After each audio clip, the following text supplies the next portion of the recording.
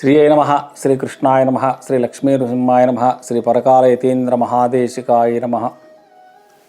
మనము అశ్వని నుంచి రేవతి వరకు నక్షత్ర స్వభావాలు చెప్పుకుంటూ వచ్చాం.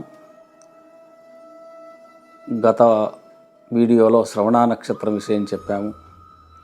ఇప్పుడు ధనిష్ట నక్షత్రాన్ని చెప్పుకుందాం. ఈ ధనిష్ట నక్షత్రం ఎటువంటిది అని అంటే కుజ నక్షత్రం. అంటే ఈ నక్షత్రానికి అధిపతి కుజుడు.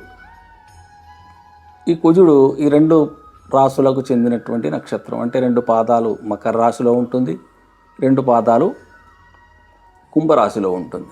ఏ రాశికైనా శని అధిపతి అవుతున్నాడు, నక్షత్రానికి కూడా కుజుడే అధిపతి అవుతున్నాడు. ఈ జాతకులకి శాంతి జరిపించుకోవాల్సి వస్తుంది. శాస్త్రీయంగా శాంతి చేయించుకోవడం ఉత్తమం. ఇకపోతే కుజమహర్దశలో వీళ్ళ యొక్క జీవనం సాగుతుంది. ఒకటో పాదం అయితే కొంత గతించి మిగతా శేషం ఉంటుంది. ఆ విధంగా గణితం చేసిన తర్వాత మిగిలిన సంవత్సరాలు అంగారక దశ స్టార్ట్ అయ్యి, ఆ తర్వాత రాహుదశ 18 సంవత్సరాలు, ఆ తర్వాత గురు మహర్దశ 16 సంవత్సరాలు. ఈ విధంగా వాళ్ళ జీవనం సాగుతూ ఉంటుంది. ఈ జాతకులకి 18-20 సంవత్సరాల మధ్యలో కానీ, 25-26 సంవత్సరంలో కానీ, 41వ సంవత్సరంలో కానీ, 51, 56, 61 ఈ సంవత్సరాల్లో కానీ, అంటే వయస్సులో కానీ కొన్ని గండాలు అనారోగ్యాలు కలిగి కొంత బాధపడవలసి వస్తుంది. బాలారిష్టాలు కనుక లేకున్నట్టయితే ఈ జాతకులకి 80 సంవత్సరాల పూర్ణాయువు కలుగుతుంది. ఇకపోతే స్వభావం వచ్చేసరికి జాతకులు ధాతృత్వం కలవాళ్ళుగాను, ఉపకార గుణములు కలవాళ్ళుగాను ఉంటారు. వీరికి రోషం పౌరుషం ఎక్కువ అని చెప్పుకోవచ్చు. దీనివల్ల కొంత జీవితంలో నష్టపోవడం కూడా జరుగుతూ ఉంటుంది. ధన సంపాదన అధికంగా ఉండాలనే ఆలోచన వీళ్ళకి ఎక్కువగా ఉంటుంది. దానికి తగ్గట్టుగా కష్టపడతారు, శ్రమపడే స్వభావం కూడా వీళ్ళల్లో ఉంటుంది. వీళ్ళకి సంగీతంలో క్రీడల్లో అభిరుచి ఎక్కువగా ఉంటుంది. వీరు ప్రతి విషయంలో ఖండితంగా ఉండడం వల్ల కొంతమందిని దూరం చేసుకుంటారు. వీరికి శ్వాస సంబంధమైన అనారోగ్యాలు కలగడానికి ఆస్కారం ఉంది. ఎంత పెద్ద సమస్యనైనా కొట్లాటలు, తన్నుకోవడాలు, గుద్దుకోవడాలు లేకుండా సామరస్యంగా పరిష్కరించే స్వభావం అంటే సమర్థత వీళ్ళల్లో ఉంటుందని చెప్పుకోవచ్చు. విజ్ఞాన శాస్త్రంలో ఆకాంక్ష కలవాళ్ళుగాను, కొత్త కొత్త పథకాలు కనిపెట్టి ప్రజలు సుఖవంతులుగా చేయాలనే కోరిక కలవాళ్ళుగా ఉంటారు.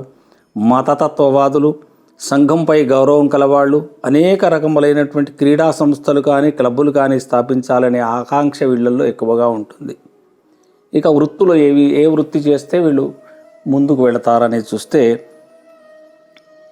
గనులకు సంబంధించిన భూగర్భ సంబంధ ఇంజనీర్లకు కానీ, ఇన్కమ్ ట్యాక్స్ సంబంధ సంస్థల్లో కానీ, తత్వశాస్త్రవేత్తలు గాను, ఆయుర్వేద సంస్థల్లో కానీ, ఎముకల సంబంధ వైద్యము కానీ, అంటే దీన్ని ఆర్థోపెడిక్ అంటారు కదా, దాంట్లో కార్మిక శాఖల్లోనూ, క్వారీలు నడుపు వ్యాపారములుగాను, భూమిలో పండే దుంపల వ్యాపారం కానీ, దుంపలు పండించే వ్యవసాయం కానీ చేస్తారు.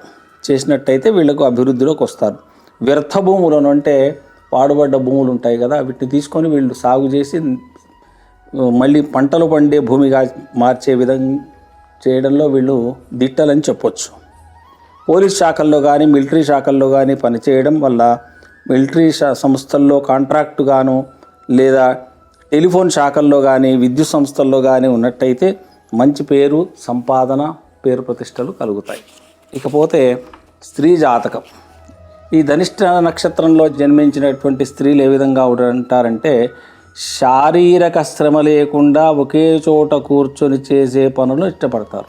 అంటే సోమరులు అని చెప్పుకోవచ్చు.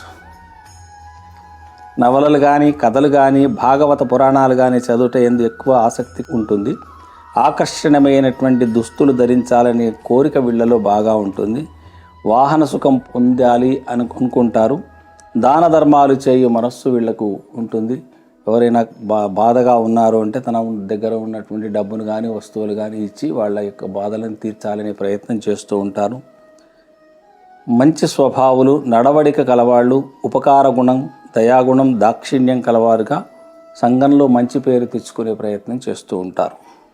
ఈ నక్షత్రంలో జన్మించిన జాతకులకి గోచార రీత్యా అంటే మామూలుగా సంవత్సరంలో ఎట్లా ఉంటుంది. శని సింహంలో సంచరించే సమయంలో అయితే ధనలాభం సుఖము కలుగుతాయి. అదే గోచార రీత్యా శని వృషభ మిథునములలో సంచరించు కాలంలో అయితే దుర్వ్యసనాలకు అలవాటు పడడానికి ఆస్కారం ఉంది. జూదముల యందు ధననష్టం కలుగుతుంది.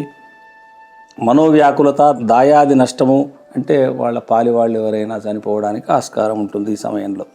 గోచార రీత్యా శని కర్కాటకంలో సంచరించు కాలంలో కర్మ అనుభవించు పరిస్థితి రావడం అంటే అన్నీ నష్టపోయి ఆ తర్వాత బాధపడే అవసరం రావడానికి ఆస్కారం ఉంది. ఇక వృశ్చిక రాశిలో సంచరించు కాలంలో జీవనహాని, యాక్సిడెంట్ అయ్యి మూలకు పడడం కానీ, ప్రాణహాని కానీ, రాజకీయ దండన అంటే ఏదైనా కోర్టు కేసుల నుండి పోలీస్ స్టేషన్లో చుట్టూ తిరగడం, కోర్టు చుట్టూ తిరగడం కూడా జరగడానికి ఆస్కారం ఉంది.